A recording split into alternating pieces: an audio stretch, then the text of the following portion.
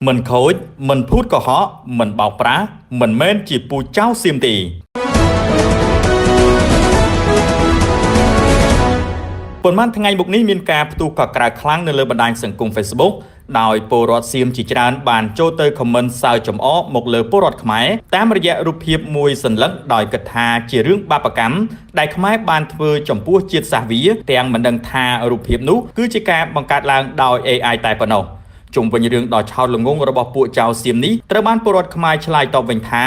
មិន ខូច មិន ភូត កុហក មិន បោកប្រាស់ មិន មែន ថៃ เพจនៅថៃមួយបានបង្កើតរូប AI ហើយសរសេរអត្ថន័យថាបាបកម្មមិនចាំជាតិក្រោយគេរៀបរាប់ថាយុវជនកម្ពុជាយកទង់ជាតិថៃទៅចងនៅខាងក្រោយម៉ូតូ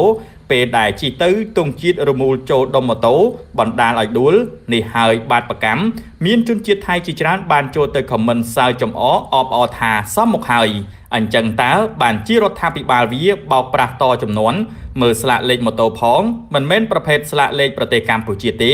គឺជាស្លាកលេខបង្កើតដោយ AI តែប៉ុណ្ណោះជុំវិញរឿងនេះផងដែរពលរដ្ឋបានបញ្ចេញមតិថាឲ្យចៅសៀមអើយប្រឹងម្លេះកម្មតាមស្នងមានតែប្រទេសចៅពួកឯងទេប្រឌិតរឿងបែបនេះប្រយ័ត្នកម្មតាមស្នងបន្តទៀតបណ្ដាសាខ្មែរនៅមានច្រើនណាស់ពួកពូចៅសៀមឯងមិនទាន់សងអស់នៅឡើយទេមានតែពួកភ្លើដូចគ្នាទេបានជឿ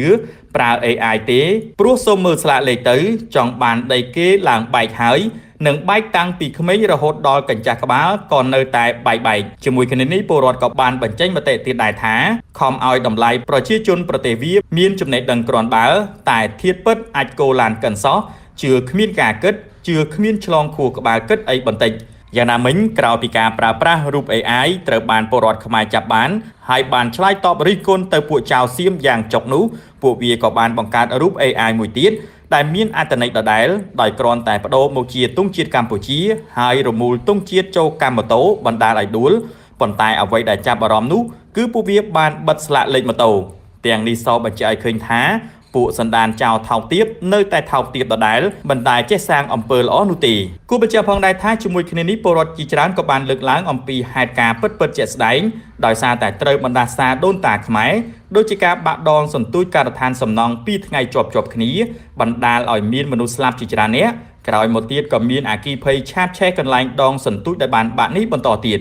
នេះហើយជាកម្មពៀទាន់ហន់សម្រាប់ពួកចៅសៀមដែលបានឈ្លានពានទឹកដីខ្មែរកាលពីប្រមាណថ្ងៃមុនក៏លេចឮព័ត៌មានព្រះរាជកុមារីសិរិនថនបានធ្លាក់ប្រកាយឈឺធ្ងន់ធ្វើពិធីរំដោះគ្រោះផ្សេងហើយក្រោយមកក៏មានអគ្គិភ័យឆាបឆេះនៅកន្លែងស្តុកឱសថនៅក្នុងវាំងស្ដេចថៃផងដែរពលរដ្ឋថាបាបកម្មនៅមានបន្តទៀតចំពោះប្រទេសចៅសៀមនេះដែលគោរពប្រតិបត្តិបិសាចហើយបំពានលើសាសនាដទៃ